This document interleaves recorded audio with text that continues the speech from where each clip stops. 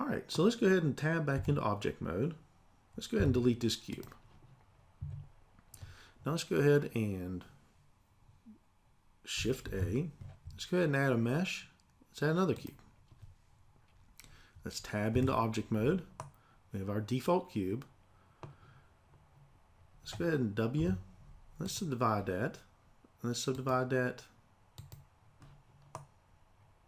3 times. Will work. Okay, let's go ahead and A, deselect everything. Let's go to 1 in orthogonal view, and you see your cube here. Now, do you remember the box select? If you press the B key, you come up with a selection.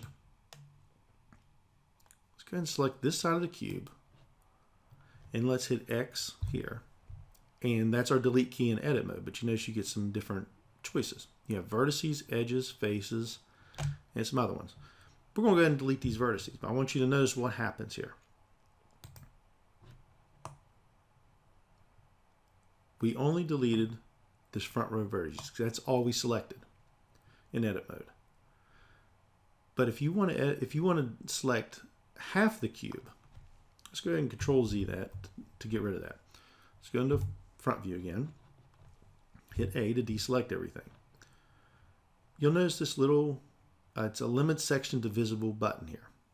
Now when that's light, it was originally dark gray in the background.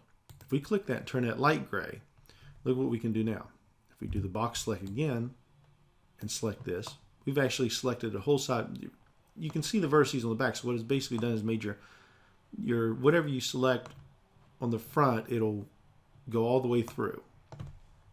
You can't see it, but that's what happens.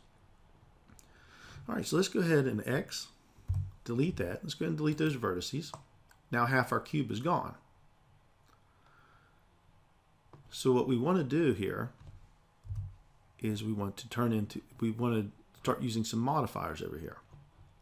So let's go over our modifiers button, which if you go up here to this menu and you scroll, you can move these around, and you'll want to go to this wrench. Click on that wrench, and let's go ahead and click Add Modifier. Actually, let's go ahead and select everything. Select Add Modifier, and let's do a mirror modifier. All right, if you notice, it has mirrored this edge, but this edge is not editable.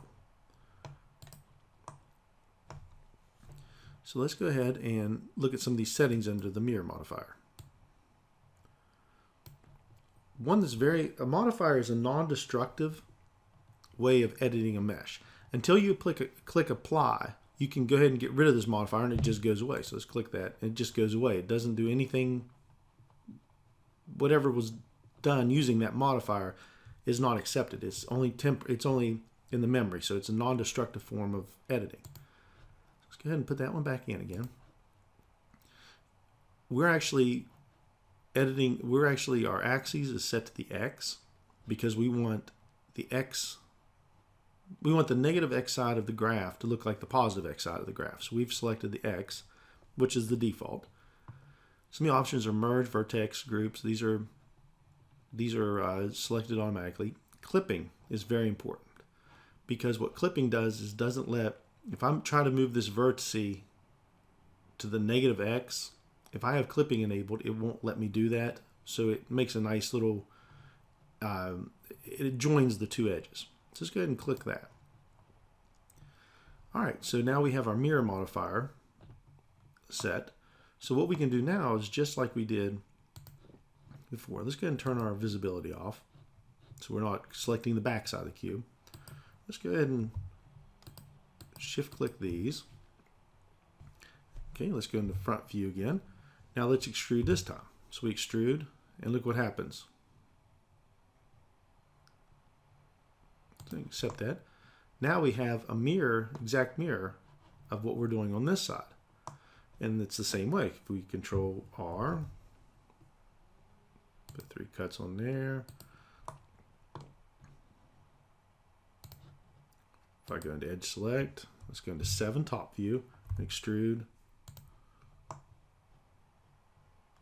And so mirror modifiers are very powerful, so you don't have to model both sides of an object. You can just model one side And this works on symmetrical objects very good. So if you're doing a radio or something like that, and it's symmetrical, the same on both sides, you can just model half of it, and then the mirror modifier will take care of modeling the other half. So that's a very powerful tool to use.